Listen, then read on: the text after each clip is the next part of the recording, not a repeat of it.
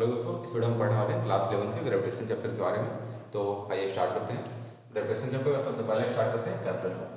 Kepler के main यहाँ पर 3 नियम हैं, तीनों रूल को देखेंगे अच्छे से। तो पहला लॉ क्या है केपलर का? Law of orbit. इसे क्या बोलते हैं? Law of orbit. ये होता है कि कोई भी अगर प्लेनेट सन के अराउंड घूम रहा है तो उसका पाथ कैसा होगा? इलिप्टिकल। उसका जो ऑर्बिट वो कैसा रहेगा? वो हमेशा इलिप्टिकल होगा, मतलब किसे घूमेगा? वो इलिप्स में। पाथ कैसा होगा उसका? इलिप्टिकल। ठीक, देखते हैं इलिप्स कैसा बनता है। इलिप्स ऐसा होता है। इलिप्स में क्या होते हैं? दो सेंटर होते हैं,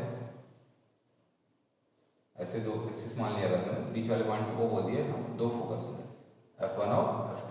ठीक है, तो ये वाली रेडियस को अगर मैं B मान लेता हूँ, इसको A मान लेते हैं।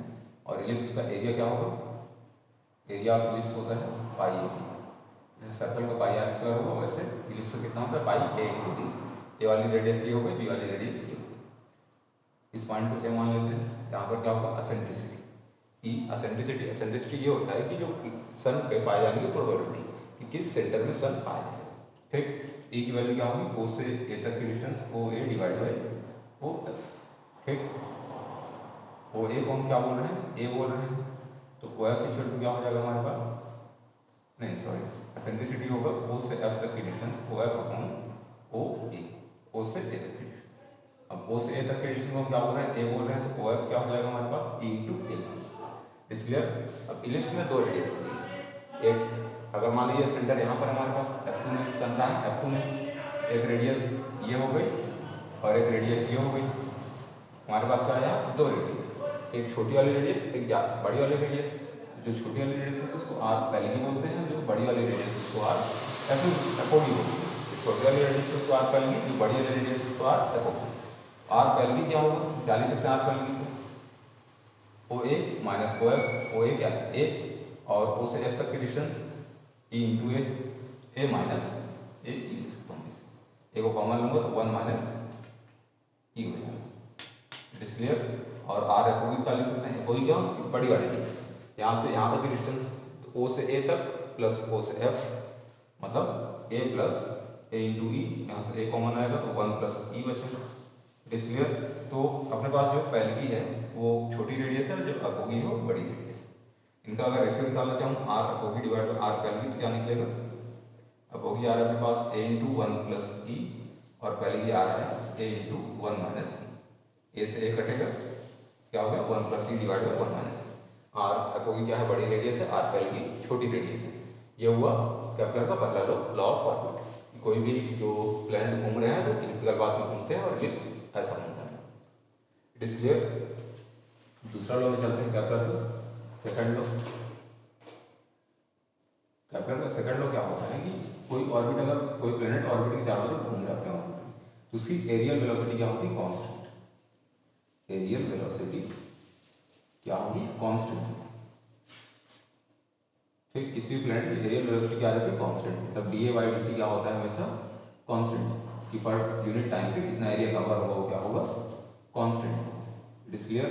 जैसे कि अगर इलिप्स में बनाऊँ, इलिप्स का सेंटर मान लेते हैं अपना। यहाँ पर क्या सेंटर है? कोई यहाँ से आर रेडियस और स्मॉल डी थीटा का कुछ एंगल बना लिए, तो ये अगर स्मॉल थीटा लिया तो ये क्या बन जाएगा? मेरा ट्रायंगल बन जाएगा।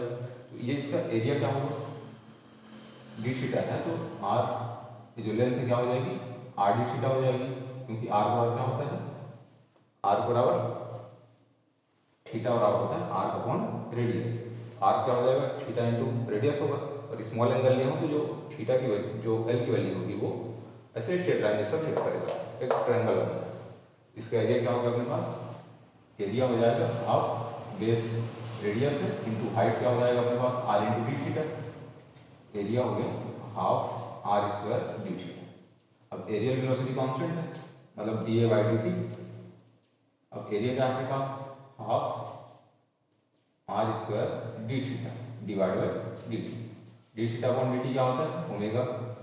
तो हाफ ओमेगा आर स्क्वायर। ऊपर नीचे अगर मैं इसमें मास का मल्टीप्लाई करता हूँ तो ये क्या बन गया अपने पास? एम आर स्क्वायर, जो क्या होता है? आई क्या है? Moment of inertia. अब I omega divide by 2, I omega क्या हुआ? एल। और एल क्या होता है एंगुलर मोमेंटम।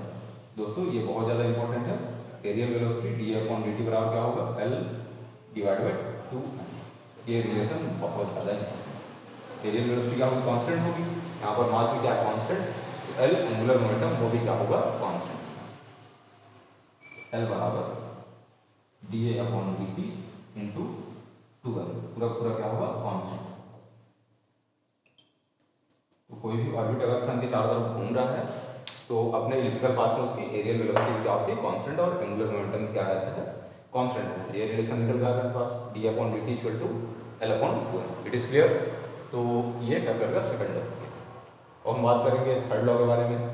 ठीक, केपलर का थर्ड लॉ। हेलो दोस्तों, तो हम थर्ड लॉ के बारे में देखेंगे। तो आइए स्टार्ट करते हैं केपलर का थर्ड लॉ। केपलर का थर्ड लॉ ये होता है कि केपलर का क्या होता है कि उसका जो टाइम पीरियड होगा, ठीक, टाइम पीरियड का स्क्वायर सेंटर से उसकी डिस्टेंस मान लेते हैं आर क्यूब के डायरेक्टली प्रोपोर्शनल होता है। ये केपलर का थर्ड लॉ। ठीक, मतलब कोई प्लेनेट है जो सन के अराउंड घूम रहा है तो उसका टाइम पीरियड का स्क्वायर सन से उसके डिस्टेंस के क्यूब के डायरेक्टली प्रोपोर्शनल होगा।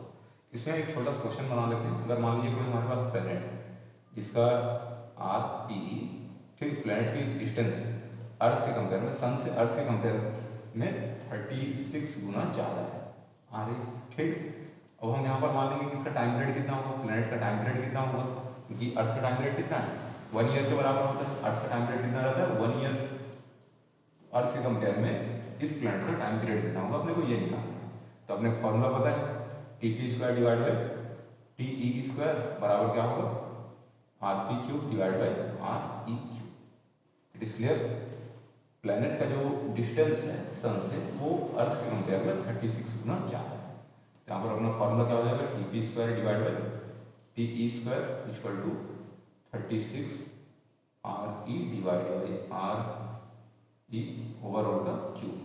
आर ई से आर ई क्या होगा कट गया।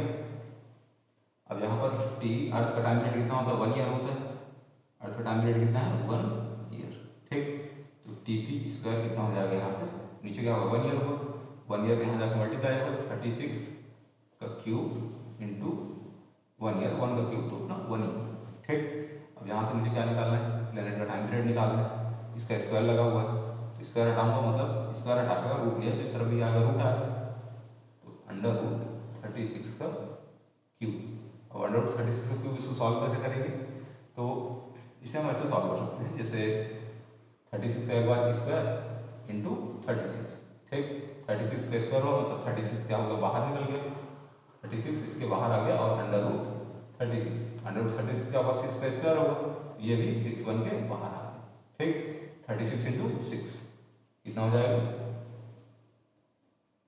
216 साल। कितना लगेगा टाइम से 216 साल टाइम लगेगा, ठीक। उस प्लैनेट को सन के चारों ओर घूमने में कितना टाइम लगेगा अर्थ कंपेयर में, मतलब हमारे जो 100 साल 365 दिन का होता है उससे, तो वैसे वहाँ 216 साल टाइम लगेगा। It is clear. तो आई होप आपको समझ आया होगा। Thank you.